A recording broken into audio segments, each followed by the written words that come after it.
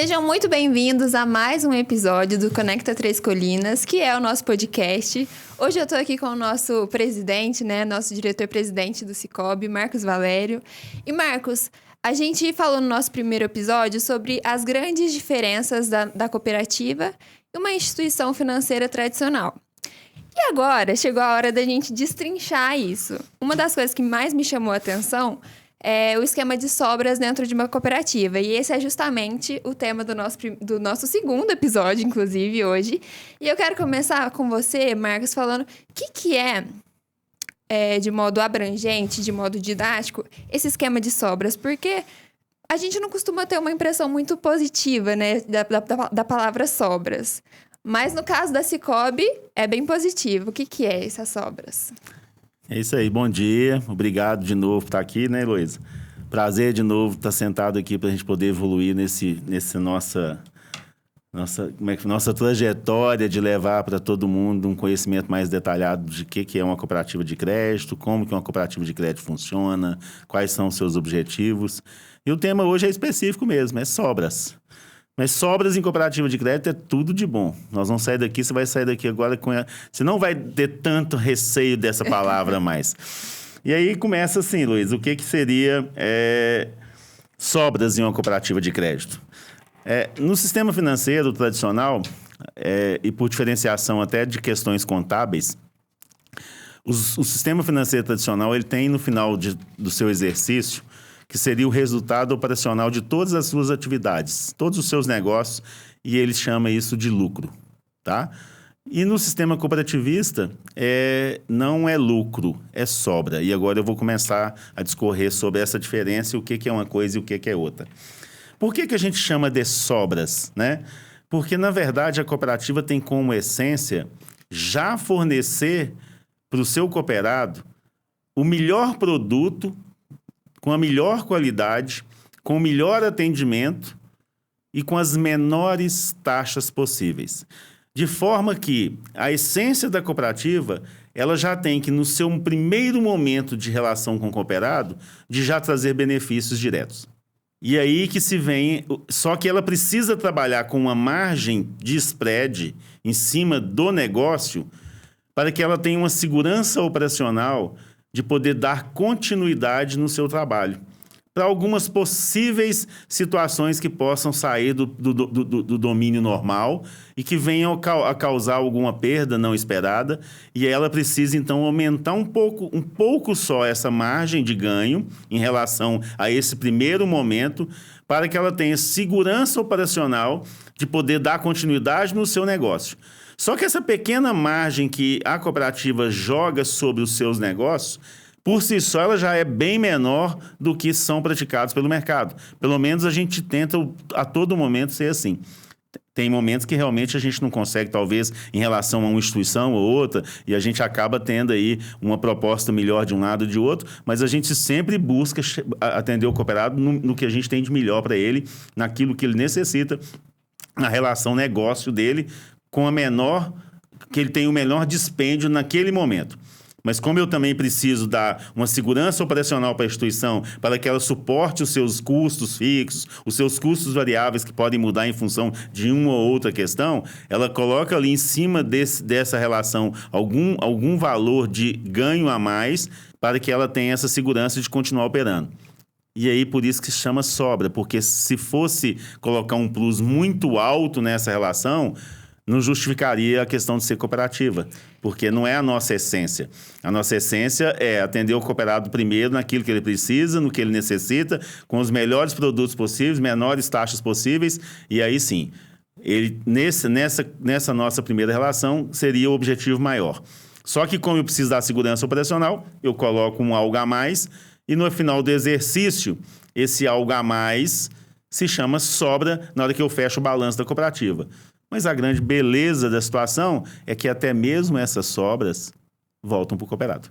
Eu acho que tá aí que se justifica o nome sobras, porque pelo que você vem me explicando já há algum tempo, a função da cooperativa por si só não é ter lucros, né? Exatamente. Mas acaba acontecendo e aí uma forma de ser um processo mais democrático, até mesmo dentro da cooperativa, é distribuir essas chamadas sobras, Perfeito, né? perfeito. E de que forma é essa distribuição? Porque eu imagino que a gente tenha vários, né, cooperados. De que forma e com que igualdade isso acontece dentro de uma cooperativa? Vamos lá. Boa essa pergunta, porque as pessoas precisam entender como é que é esse funcionamento das sobras e é muito importante que cada cooperado tenha consciência dessa relação com a cooperativa. Primeiro, eu já falei na nossa primeira parte aqui da nossa conversa que a minha relação com o cooperado é sempre ganha-ganha. Então, ele precisa ser o foco da minha atenção. É bem claro, assim, na minha mente, quanto mais você movimenta comigo, mais eu movimento com você. Exatamente desse jeito. Você já tá ficando... Daqui uns dias nós vamos trocar, eu vou para esse lado aí, e você vem para cá. E nós vamos começar a ver como é que tá a minha, assim, os meus ensinamentos estão trazendo eco em sua vida. E pelo que eu tô vendo, tá assim.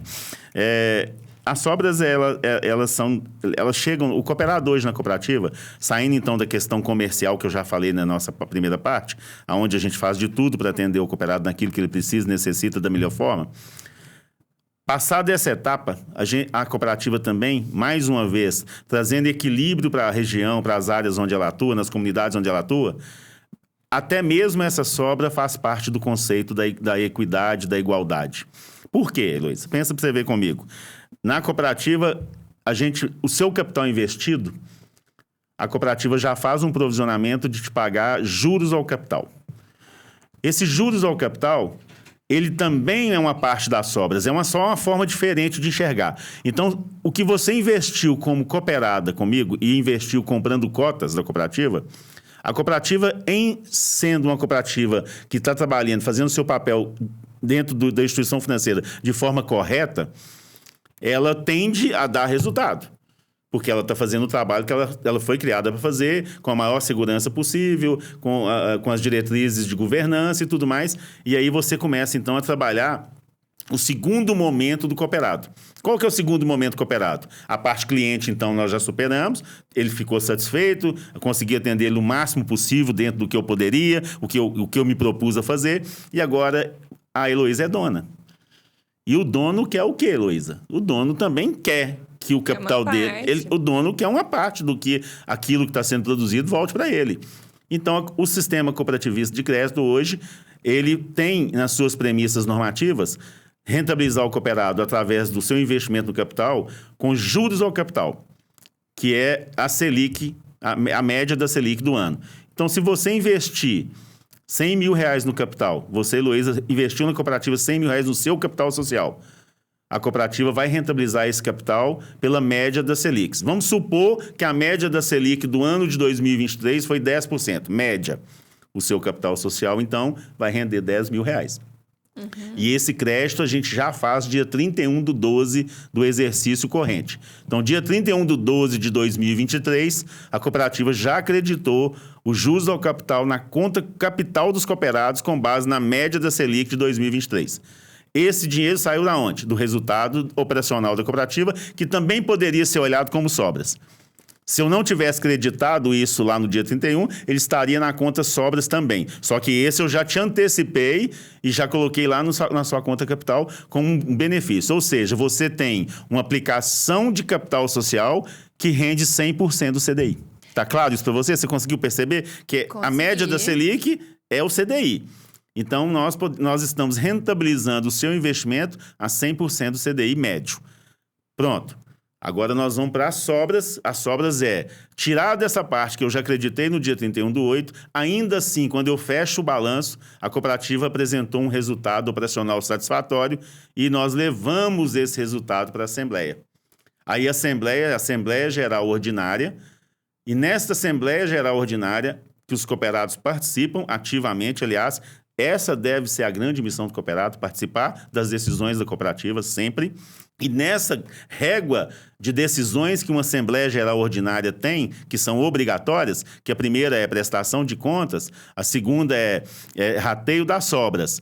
E aí, nesse rateio das sobras, o Conselho de Administração propõe para os cooperados que são donos da cooperativa na Assembleia qual o critério que eles querem usar para que a cooperativa rateie essas sobras. Então, isso já faz parte, então, também do cooperativismo, onde a comunidade de cooperados tem a decisão na mão deles do que eles vão aprovar para que aquele recurso seja rateado entre eles. No nosso caso, o rateio foi feito e aprovado pelos cooperados em alguns critérios. Média de depósito à vista, média de depósito a prazo, uso do cartão de crédito, seguros contratados, uso de maquininhas de adquirência se pague. Então, são várias opções de movimentação. Juros pagos. Você põe esse ranking lá e você põe pesos para cada um dele e na hora, depois de puxar o valor que a Heloísa vai receber, qual que é o equilíbrio disso é magnífico, eu acho massa demais. Porque nós dois, Heloísa, supondo que você passeou em vários desses cenários. Você tem seguros contratados, você usou muito o seu cartão de crédito, a Heloísa tem uma maquininha de adquirência do negócio dela, a Heloísa tem aplicação de depósito a prazo. A tendência é que você receba mais sobras do que eu, que só fiquei no depósito à vista. Não... Ainda que o saldo de dinheiro seja maior, a movimentação foi mais diversificada, pode ser que ela tenha uma sobra maior. Exatamente, porque eu posso ter movimentado muito no depósito à vista, que tem um peso mas como as sobras baixo. São rateadas proporcional a vários produtos, só aquele item não me faz ganhar o que a Heloísa ganhou, que a Heloísa movimentou muito mais da sua vida financeira com a cooperativa. Aí a justiça financeira está aí, Heloísa, sabe por quê? Se você contribuiu mais com a sua movimentação para a formação dessas sobras, na hora que ela volta para você, ela volta também proporcional à sua maior movimentação em detrimento da minha. É lógico que isso que nós estamos falando é um exemplo, é só para entender. Se eu movimentei menos, eu vou receber menos, porque eu contribuí menos para aquela sobra. E aí começa o grande conceito que a gente vive falando. Quanto mais, Heloísa, você movimentar com a cooperativa, quanto mais você direcionar seus recursos para uma cooperativa de crédito, que é no caso da nossa, Três Colinas, quanto mais você nos proporcionar trabalhar com você, maiores as chances da gente fechar o exercício com muito mais sobras essas que serão devolvidas para o cooperado. Mas o mais importante é, aqui no relacionamento da Heloísa comigo, eu já estou te atendendo naquilo que você precisa, que é o primeiro grande momento da cooperativa com o cliente. Essa informação não está aqui nas sobras. Eu vou fazer uma partezinho só para você entender, porque eu tenho esse número na cabeça. Nós, do Cicobi Três Colinas, o Cicobi faz esse cálculo para todas as cooperativas do Cicobi, e nós, do Cicobi Três Colinas, estamos destacados, nós estamos nas cooperativas que se destacaram. Heloísa, você e mais todos os nossos cooperados, ao se relacionar com o Cicobi Três Colinas, aí eu já estou falando de relação, estou falando de sobras não. Quando a Heloísa veio aqui, fez um Pix. Quando a Heloísa veio aqui, fez uma TED. Quando a Heloísa veio aqui, pagou suas contas. Quando a Heloísa veio aqui, fez um empréstimo para financiar um veículo que ela queria. Quando a Heloísa fez uma aplicação financeira. Quando a Heloísa usou o meu cartão de crédito. Quando a Heloísa usou o meu cartão de débito. Que é o principal, né? Eu acho que os cooperados veem as sobras como um bônus, né? Mas o interesse está no serviço. Perfeito. Só que, Heloísa, essa sua movimentação e dos nossos 13 mil cooperados... Quando eu pego as nossas taxas do Cicobi Três Colinas para isso tudo, tarifa de conta, tarifa de TED, qualquer tipo de custo que é cobrado no mercado financeiro, o que o Cicobi faz? Ele pega as minhas taxas que eu pratico com os nossos cooperados em todos esses produtos, ele vai no sistema financeiro, dentro do Banco Central, e pega as taxas médias praticadas pelos os demais entes do sistema financeiro, e quando ele joga isso numa planilha... Ele fala com a gente assim, olha, Heloísa, vou fazer de conta que a Heloísa são os 13 mil cooperados, só para você entender, tá? Você, os 13 mil cooperados. Heloísa. Eu represento todo mundo. Exatamente. Ao direcionar a sua movimentação para o Cicobi Três Colinas, em detrimento ao que você faria também, as mesmas coisas que você fez aqui no Cicobi Três Colinas, se você tivesse feito... no mercado financeiro tradicional, considerando as taxas médias que nós achamos lá na plataforma, você economizou 70 milhões de reais. Meu Deus! Você conseguiu perceber o que eu quero dizer? É o seguinte, se a cooperativa não existisse, esses 13 mil cooperados teriam gastado a mais no sistema financeiro, considerando aquelas taxas que estão divulgadas lá, mais 70 mil que eles iriam deixar no mercado. Mas ao movimentar com o Cicobi Três Colinas, isso a gente chama isso de sobra social. Ela vem mesmo antes dessa sobra contábil que nós estamos falando, que é o podcast de hoje. Então, essa sobra social, o Cicobi Três Colinas ficou com um ticket médio, eu não sei fazer a conta de como, mas fica entre 6.500 e 7 mil reais, que os nossos cooperados economizaram. É óbvio que isso é uma conta geral. Cada situação vai para um canto. Mas, no geral, quando eu divido isso per capita, daria essa economia para cada cooperado nosso ao se relacionar com a cooperativa de crédito. E deixa eu te perguntar, Marcos, agora que você falou sobre esse tipo de sobra, né? Acho que existem alguns tipos de sobra. Essa é uma delas, a sobra social. E o que seria a sobra bruta, as sobras brutas? A sobra bruta é essa que, tirando essa questão social que ela já é no negócio, as sobras brutas seria esse resultado operacional de todas as transações que eu fiz, todas as receitas que eu tive nos meus negócios, abatendo todas as despesas que eu tive. Aí nós temos, do lado de cá, eu tenho receita com operações de crédito, eu tenho receitas com aplicação da minha sobra de caixa que eu aplico no mercado via Bancob, né? Geralmente lastreado em operações AAA, que são garantidas e tudo. Então, eu tenho uma parte dos nossos recursos que são trabalhados e geram receitas. Eu tenho uma parte das despesas que eu preciso arcar. Por exemplo, eu tenho que arcar os aluguéis, os vigilantes das agências, os funcionários, folha de pagamento. As operações de crédito geram um provisionamento de segurança que é normatizado pelo Banco Central. Só que quando eu jogo, é simplesmente contábil, tá, Heloísa? Então, eu tenho receitas, eu tenho despesas, no final do exercício, um menos o outro. Essa é as sobras brutas. Quando as sobras brutas, tem dois momentos bem distintos. Você tá danada para perguntar hoje. Hoje você tá assim, ativa. Hoje eu vim com sobra na cabeça. Tá vendo? Então aí, vamos destrinchar todas. Porque as pessoas precisam entender mesmo. Sobras brutas. Nós podemos olhar para... aquela conta básica. Despesa... Receita menos despesa. Certo. Se deu lucro, é sobras. Aí depois eu venho aqui e falo dos juros ao capital. Eu já vou fazendo essa conta durante o ano inteiro. Então eu já sei... Quando eu faço o último lançamento é juros ao capital. Você imagina que nós estamos no dia 31/12, eu estou com o dedinho no botão da cooperativa para fechar o balanço dia 31. Eu não fecho. Fiz a apuração de resultado, apurei as sobras brutas, agora eu vou lá e falo assim, quanto que eu tenho que pagar de juros ao capital para os meus cooperados com base na Selic média? Aí eu vou lá, faço aquele lançamento, esse valor já sai das sobras brutas, eu já te acredito ele porque a norma me permite, já reconheci o seu investimento no capital pela Selic média, já expliquei logo no início aqui, eu já te expliquei como é que funciona. Aí eu tenho as sobras, fica meio esquisito de falar, mas as sobras brutas após o pagamento de juros ao capital. Então a gente poderia ler assim, sobras brutas gerais.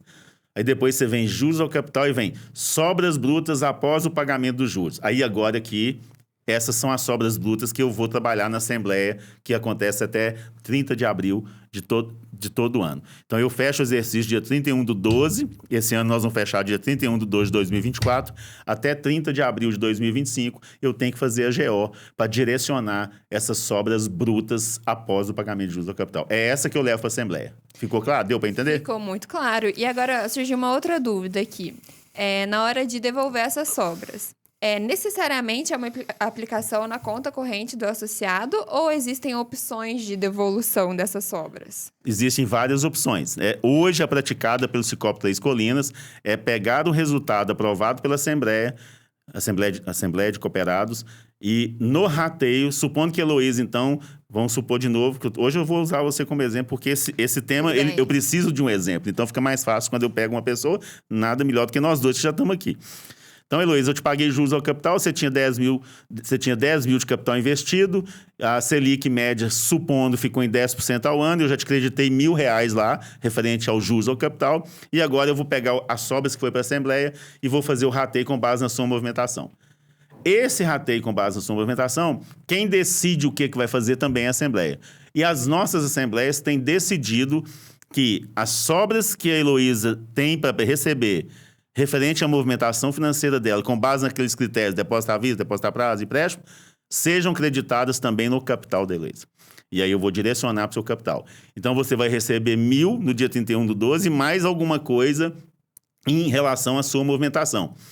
Se você fizer uma conta rápida, que eu sei que você deve estar fazendo, você começa a pensar o seguinte, o seu capital social, ele rende 100% do CDI mais alguma coisa, concorda? Ele pode ser mais ou menos. Se você movimentou muito, 110, 115, 120% CDI. Se eu movimentei pouco, mas aí nós não seremos iguais. Porque é com base na movimentação de cada um. É na equidade. Quem movimenta muito, ganha mais. Quem movimenta menos, ganha menos. E dessa forma a gente incorpora no seu capital. Parte bacana do capital social. O capital social hoje é um excelente investimento.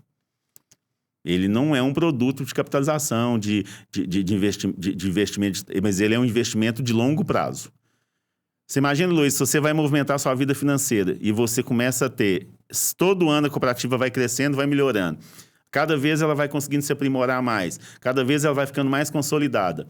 Cada ano eu vou pegando o capital social da Heloísa e vou valorizando ele 100% mais alguma coisa, 100% mais alguma coisa. Quando a Heloísa estiver lá com seus 65, 70 anos, que é quando a nossa fonte de renda começa a cair, você imagina se você tem uma reserva que se chama capital social, que é isenta de imposto de renda na distribuição, na hora da declaração não, mas na distribuição sim. É um investimento que é impenhorável agora. O Banco Central reconhece tanto o capital como uma força das cooperativas, que ele soltou a Lei 196, que tornou o capital impenhorável. Olha que bacana. Então, você pode ter um problema, mas o seu capital ele está seguro porque ele é seu. E a cooperativa agora está criando mecanismos, nós estamos nessa fase agora de fazer esse desenho, deve ser aprovado aí até o final do ano, que nós vamos criar uma metodologia que também já é permitida pelo Banco Central, que nós vamos criar um critério de resgate do capital social sem que a Heloísa precise sair da cooperativa, se desligar dela para receber, ou a Heloísa tenha que morrer. Nenhum dos dois, para nós, é satisfatório, né? Então, nós vamos criar um mecanismo onde você, com 65 anos de idade, e estou dando só um exemplo, nós estamos desenhando isso ainda, sim, tá? Mas um exemplo é, após 65 anos de idade e 20 anos como cooperada, a Heloísa vai poder optar de pegar o seu saldo de capital social e resgatar até 1%, 2% ao mês, sem precisar se demitir da cooperativa. Olha que bacana. Você vai continuar se relacionando comigo e vai começar a usar aquilo que você poupou. E aí, por isso que eu falei que ele é um ótimo investimento. Por isso que eu falei que lá no futuro... Eu conheço cooperativas, a uma que eu já passei, que tinham cooperados que tinham 1 milhão, 1 milhão e meio, 2 milhões de capital, e ela tinha esse critério de resgate. E aí as pessoas começaram a olhar para isso como um investimento de segurança para onde você tem menos força de trabalho. Então, lá esse exemplo, inclusive, que eu contei é dela. Então, você imagina que esse cooperado, que está lá com 65, 70 anos, aí ele fala assim, agora minha força de trabalho caiu, logo o rendimento deve cair, eu vou começar a fazer uso do capital que eu consegui reunir ao longo desses anos todos com a cooperativa. E lá é 2%. Esse cooperado que tem 1 milhão e meio, Luiz, ele saca 30 mil todo mês. É uma senhora, é um senhor complemento de renda. Não, eu acho que está aí a grande diferença... Acho que é maior, né? A gente sabia que as sobras eram a maior diferença entre uma instituição financeira tradicional e a cooperativa. Mas agora, olhando com esse olhar de investimento, né? Se você continuar num banco tradicional, é uma coisa que isso não acontece a longo prazo. Não é, porque aí que está a diferença de lucros e sobras. O lucro do banco é direcionado para aqueles investidores macro que estão lá no banco.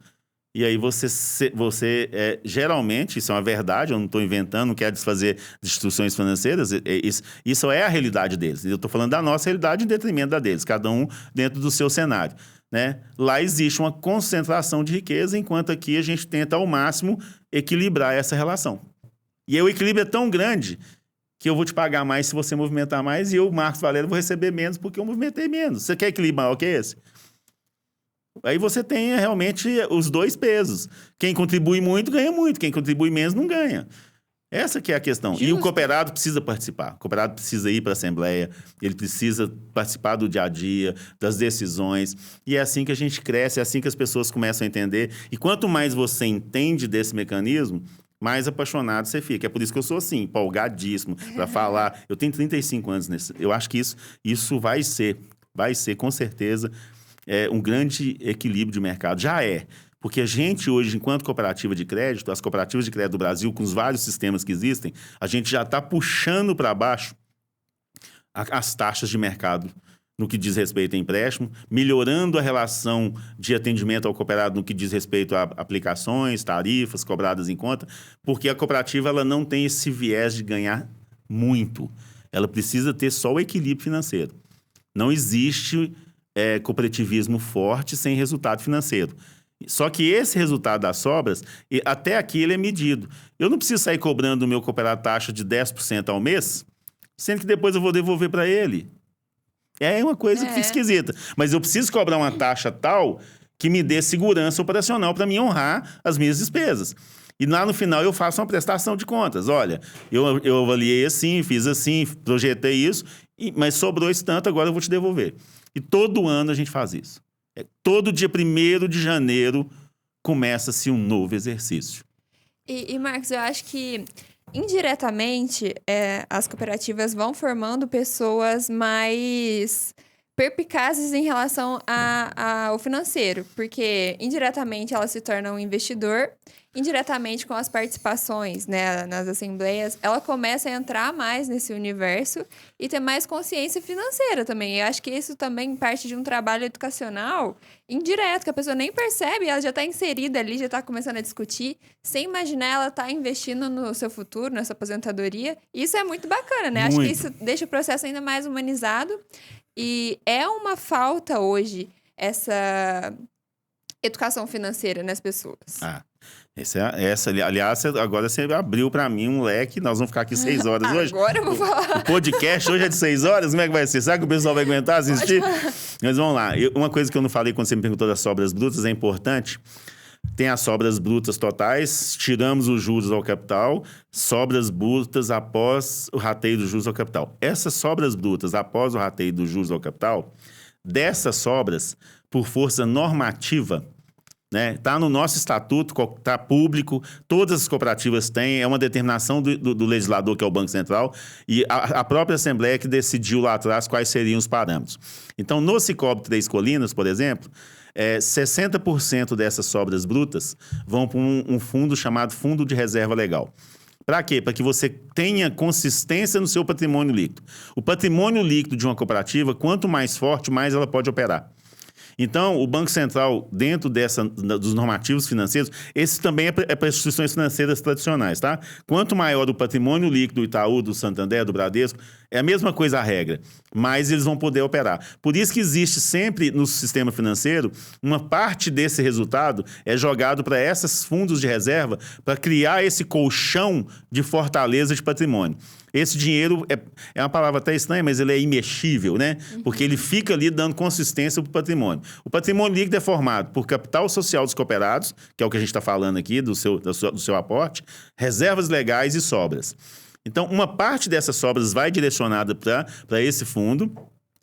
Uma parte dessas sobras brutas também, por força legal, vai para o FATS. Esse FATS é Fundo de Assistência Técnica Social e Educacional. E aí já é a cereja do bolo. Você já me escutou falar da cereja do bolo e nós vamos chegar lá, entendeu? Quanto mais forte a cooperativa, quanto mais resultado ela der, mais recurso eu vou direcionar para o FATS. Hoje, no Sicoob Três Colinas, o FATS é 10% das sobras. A norma do Banco Central fala que esse percentual tem que ser no mínimo 5%. Grande parte das cooperativas do Brasil usam 5%. No limite, nós não, a gente já enxerga uma oportunidade ímpar nesse movimento. Então, dessas sobras brutas, a gente tira 60% para o fundo de reserva, 10% para o FATS, e a diferença dos 30% que sobrou, a gente leva, então, para a Assembleia decidir o que vai fazer. E aí, aqueles critérios todos que eu te falei. Eu tinha que falar isso porque senão a pessoa acha que é a sobra brutas que vai. Não. A gente pega essas sobras brutas depois dos juros, tira esse fundo obrigatório, tira o FATS, e o resultado dessa diferença é que vai para a Assembleia lá em abril, para que o cooperado faça o seu rateio. E essas... Pode concluir. Posso concluir? Claro.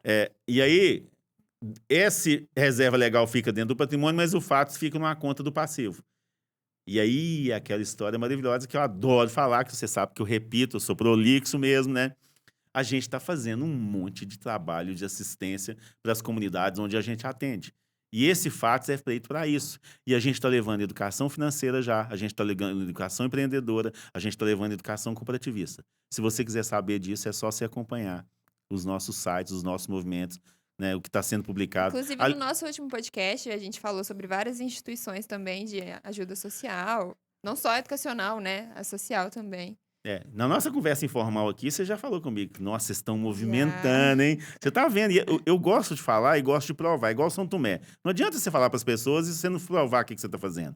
Então, a gente tem ido nas escolas estaduais, municipais, a gente tem procurado inserir a juventude nesse novo pensamento, porque eu não tive educação financeira, Luiz. Eu não tive. E eu sei que me custou muito caro.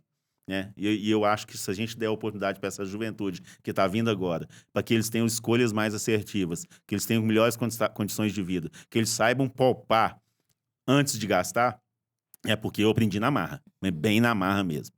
Tive que passar algumas dores de cabeça, coisa que talvez um ensinamento lá atrás tivesse poupado muitas dores de cabeça. Então a gente hoje leva, fora os projetos sociais estruturados, parceria com a Fundação Allan Kardec, parceria com a PAI, parceria com asilos, que são questões estruturadas para melhorar a vida das comunidades onde a gente atua, em Franca e na região onde a gente tem agência.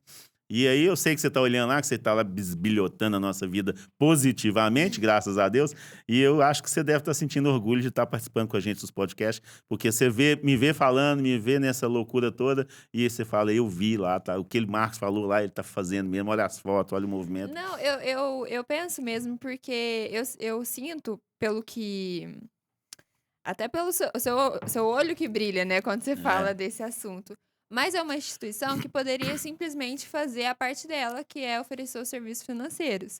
Mas ultrapassa essas fronteiras, né? Vocês querem atuar na parte de investimento, na parte da participação dos associados, das assembleias, que é sempre essas conversas gerais, né? Entre o meu cooperado e o meu representante. Integra a comunidade nisso também, que é muito importante. Tanto na parte da assistência social, quanto na parte da educação.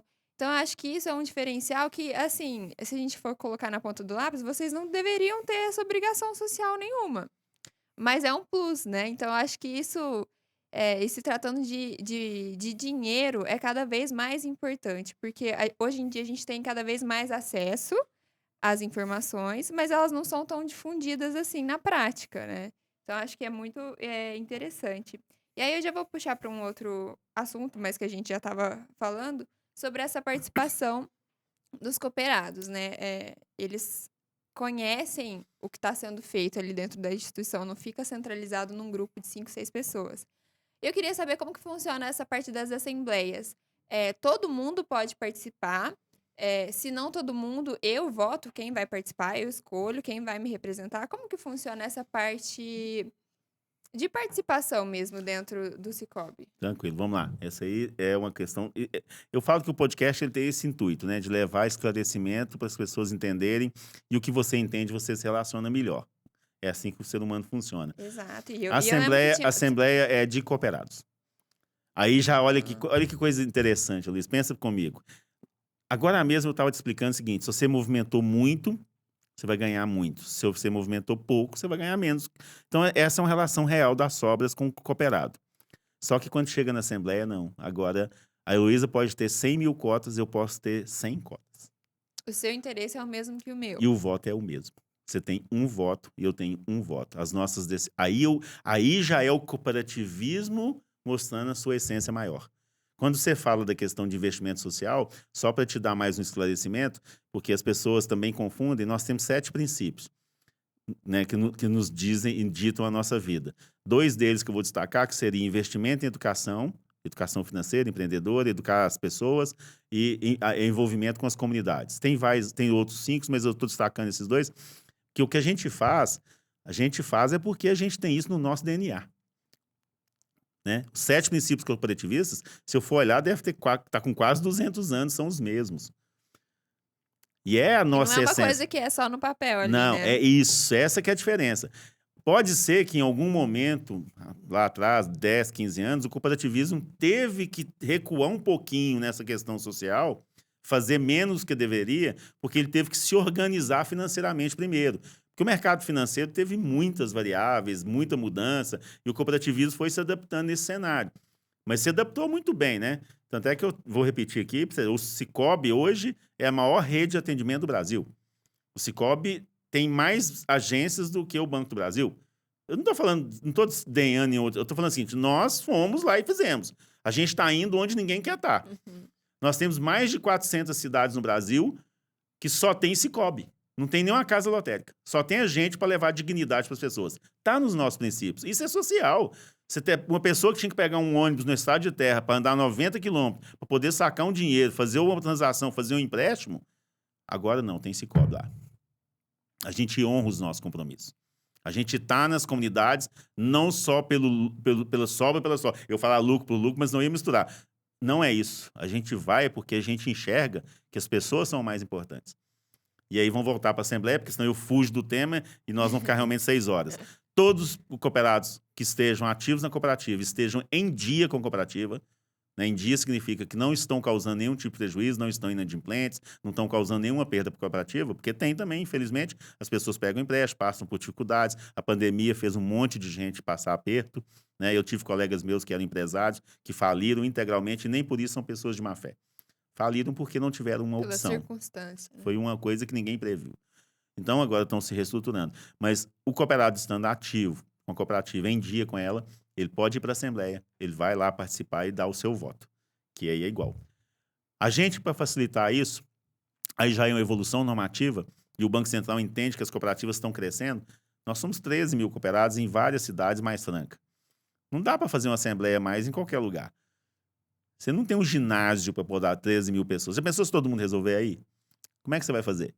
E aí, a evolução normativa, o Banco Central, então, fez com que a gente pudesse fazer as assembleias através de aplicativos, com 100% monitorados. Então, as pessoas podem ir presencial ou entrar via aplicativo. Hoje, então, você faz as assembleias híbridas. Então, não tem motivo para as pessoas não irem na assembleia mais. Porque aquele desculpa assim, nossa, eu estou aqui em Cristais, não vou conseguir lá em Franca, assembleia lá no local tal. Agora não, a gente faz tudo simultâneo em tempo real. As pessoas votam por aqui, é tudo auditado, é tudo acompanhado pelo Banco Central, as atas vão para o Banco Central audita tudo. Quer dizer, isso também o próprio Banco Central, como agente legislador, entendeu que eu preciso dar mais margem para as pessoas participarem. Porque a participação é que faz. É o acesso mesmo, né? Exatamente. E agora eu lembrei, você falando, até lembrei que na última votação eu fui acompanhar enquanto jornalista, e aí agora eu tô pensando, mesmo com acessibilidade, né, no celular, eu lembro que tinham, assim, ó, vários ônibus da galera de fora que chegava para fazer questão de votar presencial também, né? Essa é a participação também efetiva. E é isso, a gente é livre, a gente arruma o espaço melhor possível e a gente tenta imaginar se vai 500 ou 1.000 pessoas presenciais, mas a gente abre para os demais, porque a gente tem que dar a condição de você, cooperado, participar. É muito interessante. Você oferece a oportunidade de, onde ela estiver, poder participar dessa votação. Mas eu achei legal também a parte presencial, dos que podem, né? Porque ali mesmo gera um ambiente de interação entre os cooperados. É um network real, né? É uma comunidade mesmo. Eu sou do tempo antigo, né, Luiz? Eu sou do tete a tete. De ir lá eu gosto, a palavra relacionamento, né? Se você pegar a essência dela, relacionamento é relação, né? Eu gosto disso, eu acho. Mas tem gente que hoje não está conseguindo mais. Claro. O mundo mudou muito, né? Mas assim, a gente abre espaço para todo mundo poder participar. E está todo mundo convidado na nossa próxima assembleia, né? Pode ir lá. Essas assembleias acontecem com que frequência? A AGO, essa especificamente que trata de sobras, ela acontece uma vez por ano. Ela acontece de 1 de janeiro a 30 de março. Ela tem pauta definida pelos normativos do Banco Central e pela Lei 5764. Então, nessa Assembleia, você tem lá prestação de contas dos administradores, porque são eleitos pelos cooperados, rateio das sobras, os honorários ou cédula de presença que vão ser pagos, algum outro assunto necessário. Então, assim, eu estou falando dos principais só para você entender. Fora isso, durante o exercício todo, o que a gente chama de exercício? De 1º de janeiro a 31/12 é um exercício financeiro de uma instituição financeira.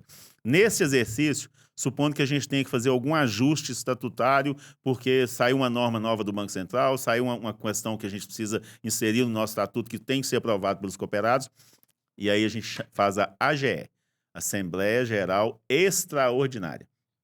A extraordinária, ela pode acontecer fora desse escopo de 1 de janeiro a 30 de março e pode acontecer mais de uma vez ao ano. Pode ser 2, 3, quantas forem necessárias. E ela serve para tratar esses assuntos que não são previstos na AGO.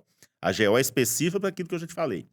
Agora, fora isso, atualizações, normativos, incorporações, união com outra cooperativa, tudo pode ser tratado em AGE. Tudo isso é norma, está registrado, está no nosso estatuto. O estatuto está descrevendo cada situação. Quem lê o estatuto da cooperativa vai entender muito de tudo que eu estou falando aqui. O que é os fundos obrigatórios, quanto que é o fundo de reserva, quanto que é o FATS, o que é a sobra, como é que é... É só ir lá no site, pegar o estatuto, ter curiosidade, você vai saber como é que a cooperativa funciona de cabo a rabo. Perfeito, Marcos. Então, acho que a gente já vai caminhando para o nosso fim. Eu acho que ficou mais claro como funciona o sistema de sobras, a participação, a transparência, né? Até porque essas assembleias são um exemplo de transparência dentro da instituição. E também a parte social, né? Que vai além do que, pelo que eu sinto, a gente tem princípios, mas a gente sempre quer ir além desses princípios, fazer mais do que é o estipulado. E isso é muito bonito, assim, hoje em dia, que eu confio mais e todo mundo vai confiar mais em uma instituição que não visa só o lucro. E, na verdade, o Sicoob nunca visou apenas o lucro, né? Na verdade, sequer visou o lucro. Luiz, a coisa assim, mais bacana que eu não posso também deixar de falar é que a cooperativa, a gente tem desejo de fazer muito mais coisa pelas comunidades onde a gente atua. Só que a gente precisa ser pé no chão. Eu não tenho social se eu não tiver um financeiro forte e consolidado. E isso eu falo o tempo inteiro para os nossos cooperados. Quanto mais forte financeiramente a gente for, a gente é nós todos. Porque a cooperativa, quem está ali igual eu que sou diretor hoje, o conselho que foi eleito, os nossos funcionários, a gente é instrumento, Heloísa. Instrumento desse movimento todo. Quanto mais a gente for financeiramente forte, equilibrado, concreto, firme, aí sim, mais social eu vou poder investir. Eu não consigo ficar fazendo social se eu não tiver esse outro lado bem consolidado. Só que eu só consolido esse lado quando o cooperado entender esse movimento. Que quanto mais a Heloísa estiver comigo, mais forte eu vou ficar, mais eu vou crescer. Quanto mais eu crescer, mais a Heloísa no seu investimento pessoal vai ficar satisfeita, mas ela também vai contribuir com esse social magnífico, maravilhoso. E você vai se realizar através da gente, que é um instrumento de transformação que talvez você sozinha não consiga fazer. Mas o que você está falando aqui, acho que é o primeiro mandamento, assim, né? Do ensino financeiro, não fazer mais do que você pode. Esse é o óbvio mesmo. Educação financeira na veia. Exatamente. Bom, pessoal, a gente vai caminhando para o final. Marcos, muito obrigada. É sempre um prazer te receber e aprender mais, né, com você. São mais de 35 anos na sua história com o cooperativismo.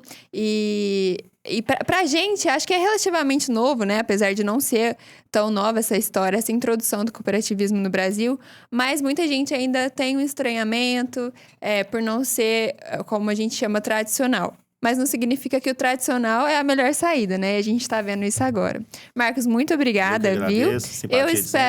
Eu espero te receber na próxima também, que você venha destrinchar muitas cerejas de bolo aqui pra gente, eu tá adoro. bom? Mas eu vou dar chance para outras pessoas falarem, porque também tá cheio de gente com grandes ideias, grandes conhecimentos. Deve ter. Vai ser bacana. É bom, a pluralidade é bom também. É bom, mas você sempre volta com a gente. Sim, pode deixar. Obrigado. Tá bom? Um abraço Muito grande. obrigada, Tchau. viu? Tchau, pessoal, e até a próxima.